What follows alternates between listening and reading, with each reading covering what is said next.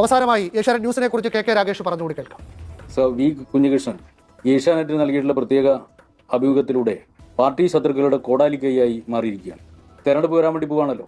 അപ്പോൾ കൃത്യമായി സമയം തിരഞ്ഞെടുത്ത് അജണ്ട സെറ്റ് ചെയ്ത് തയ്യാറാക്കിയ അഭിമുഖമാണ് കഴിഞ്ഞ 23-ാം തീയതി ഏഷ്യാനെറ്റ് സംപ്രേഷണം ചെയ്യുകയും അതിനെ തുടർന്ന് മറ്റ് ചാനലുകളും മറ്റും അത് ഏറ്റുപിടിക്കുകയും ചെയ്തിട്ടുള്ളൂ.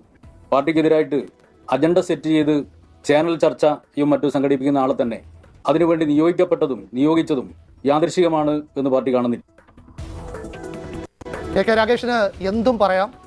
മാധ്യമപ്രവർത്തനം അതിൻ്റെ കരുത്തോടെ നേരോടെ നിർഭയം നിരന്തരം തുടർന്നുകൊണ്ടേയിരിക്കും. ശ്രീ കുഞ്ഞികൃഷ്ണൻ വീട്ടിലില്ലാതിരുന്നപ്പോൾ, ആ വീട്ടിൽ മറ്റാരുമില്ലാതിരുന്നപ്പോൾ, 3 കുട്ടികൾ മാത്രമുള്ളപ്പോൾ പ്രകോപന മുദ്രാവാക്യങ്ങൾ വിളിച്ച് അവിടെ വന്ന് പടക്കം പൊട്ടിച്ച് ആ കുട്ടികളെ പേടിപ്പിച്ച കാര്യം ശ്രീ കുഞ്ഞികൃഷ്ണൻ പറഞ്ഞു. അത് വേദനയോടെയാണ് ഞാനും കേട്ടത്. കോടിയേരി ബാലകൃഷ്ണൻ്റെ മകൻ്റെ വീട്ടിൽ ED റെയ്ഡ് നടക്കുമ്പോൾ അവിടേക്ക് കേരളത്തിലെ ബാലാവകാശ കമ്മീഷൻ്റെ അധ്യക്ഷനും അംഗങ്ങളുമാണ് ഓടിയെത്തിയത്. അവരാണ് ആ കാവൽ നിന്ന CRPF ഉദ്യോഗസ്ഥരെ ഭീഷണിപ്പെടുത്തിയത്. ഞങ്ങൾ ഈ വീട്ടിലേക്ക് കടക്കും, ആ കുട്ടികളെ സംരക്ഷിക്കണം എന്ന് പറഞ്ഞത്. അവരൊക്കെ ഇന്ന് എവിടെ പോയി? കേരളത്തിൽ ഇപ്പോൾ ബാലാവകാശ കമ്മീഷൻ ഉണ്ടോ? അതിന് ചെയർമാനുണ്ടോ? അതിന് അംഗങ്ങളുണ്ടോ?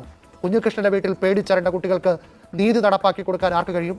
ആ ഗുണ്ടാ സംഘങ്ങൾക്കെതിരെ, അവരെ സഖാക്കളെന്ന് വിളിക്കാൻ കഴിയില്ലല്ലോ, വകതിരിവുണ്ടെങ്കിൽ അവരത് ചെയ്യില്ല.